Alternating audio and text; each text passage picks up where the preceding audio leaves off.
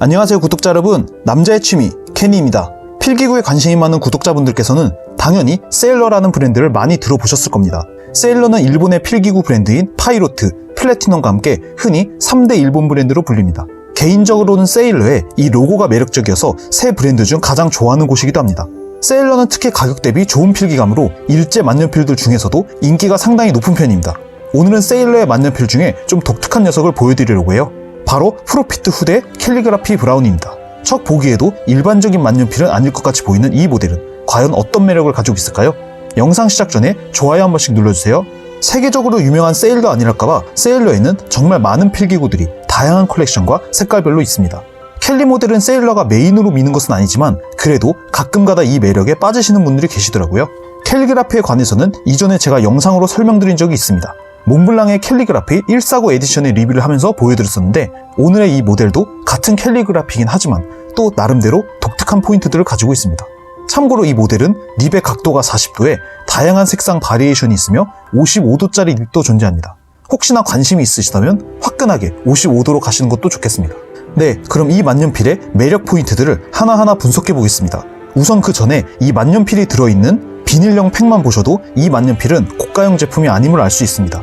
생각보다 굉장히 저렴합니다. 포장지에 표시된 것처럼 독특한 닙의 형태로 다양한 굵기의 획을 그으실 수 있고 원하는 스타일을 만드실 수 있습니다. 전체적인 모습은 이렇습니다. 제가 고른 바디와 캡의 컬러는 다크 브라운입니다. 어두운 색감이라 뭔가 가격대에 비해 조금은 더 고급스러워 보이죠? 사이즈는 캡을 닫은 상태에서 170mm 정도입니다. 생각보다 길이는 긴 편이라 이렇게 타 브랜드의 대표 모델들과 비교해봐도 길쭉해 보입니다. 비교해보니 생각보다 길죠? 하지만 속이 비어있어서 무게는 약 14g 정도로 가볍습니다. 중앙의 중결링은 골드 컬러로 도금되어 있고 옆쪽으로 둘러보시면 브랜드 세일러와 함께 일제임을 알려주는 재팬이 프린팅되어 있습니다. 아쉽게도 가격대가 저렴한지라 링이나 프린팅도 조금 조잡합니다. 무엇보다 이 만년필에서 외형상 특이한 것이 있다면 바로 클립이 따로 없다는 것입니다. 보통 대부분의 펜이나 만년필에는 이렇게 클립이라는 것이 있어서 어딘가에 꽂아서 보관을 하게 해주거나 또는 책상에서 굴러가지 않게 막아주는 용도가 되기도 하는데 없다는 건 특이한 포인트라고 할 수 있겠네요. 크기에 비해 무게가 지나치게 가벼운 것에 일조하는 부분이기도 합니다. 손으로 쥐고 다루기엔 편하겠으나 클립이 없다는 것은 처음에는 굉장히 어색하게 느껴집니다. 그럼 캡을 열어서 안쪽의 닙을 살펴보겠습니다. 트위스트형 캡이라 이렇게 돌려주시면 되고요. 닙의 소재는 스텐스틸이며 도금을 해두어서 마감 처리했습니다. 확대해서 보면 이렇게 세일러 브랜드 로고가 각인이 되어 있고요. 앞서 설명드린 것과 같이 이 만년필의 닙은 일반 필기용 닙이 아닙니다. 그래서 옆에서 보면 닙의 끝부분이 극단적으로 휘어있는 게 보입니다. 이 닙의 각도는 40도고요. 55도 닙도 존재합니다. 워낙 개성있게 생겼기에 생긴 것만 봐도 부담을 느끼시는 분들도 있겠네요. 만년필을 잘 모르시는 초보분들은 닙이 망가진 걸로 착각하실 수도 있겠습니다. 그럼 한번 가볍게 사용해 보겠습니다. 참고로 오늘은 함께 기본 증정되었던 이 동일한 세일러 카트리지를 넣은 상태입니다.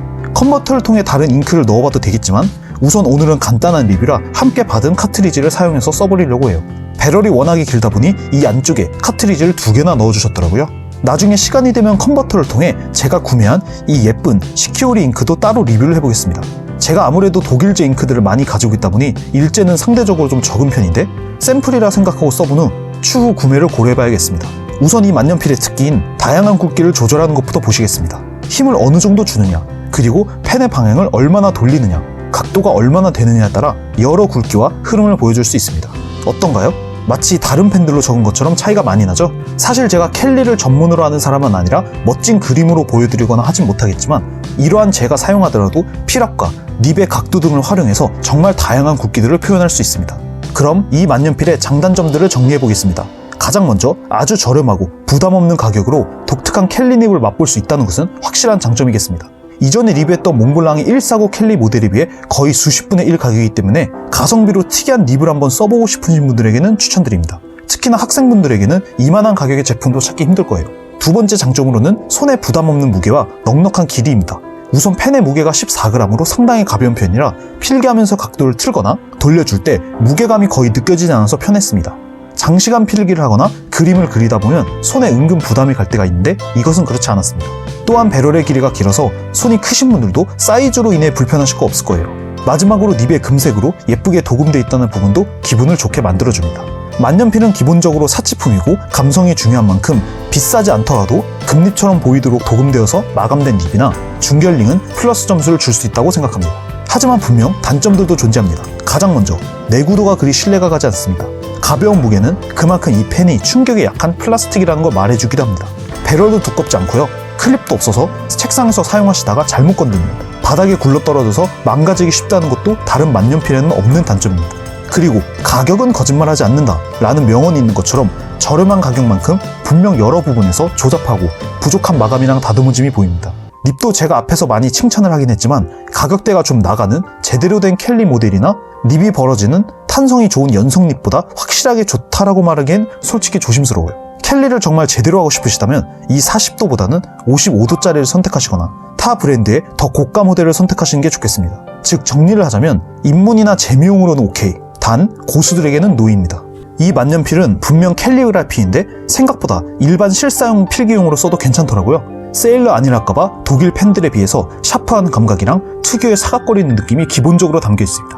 이 영상의 대본을 적으면서도 뛰어난 필기감에 놀랐어요. 역시 세일러라 기본기 자체는 좋습니다. 다만 립이 일반 립들과는 분명 다르기 때문에 이것으로 필기를 하시려면 필각에 어느 정도 신경을 써주셔야 합니다. 잘못하면 특정 부분의 획이 굵어져서 글씨가 삐뚤빼뚤하게 보이니까요. 라인을 맞추기 좀 힘듭니다. 네, 오늘은 세일러의 후대 캘리그라피 40도 립을 리뷰해봤습니다. 독특한 립을 저렴한 가격에 경험할 수 있고 필기감 자체도 준수하여 리뷰하면서도 재미있었고 즐거운 경험이었습니다. 다음에는 앞서 말씀드린 이 작은 잉크를 간단하게 살펴보려고 합니다. 세일러사의 시키오리 잉크인데 색상은 사쿠라 모리로서 살짝 분홍빛이 띠는 레드 계열의 컬러로 보시면 되는데 작은 병이라 잉크도 귀엽네요. 다음 영상에서 자세히 설명드리겠습니다. 네, 영상 봐주셔서 감사하고요. 저는 다음 영상으로 인사드리겠습니다. 켄이었습니다. 감사합니다.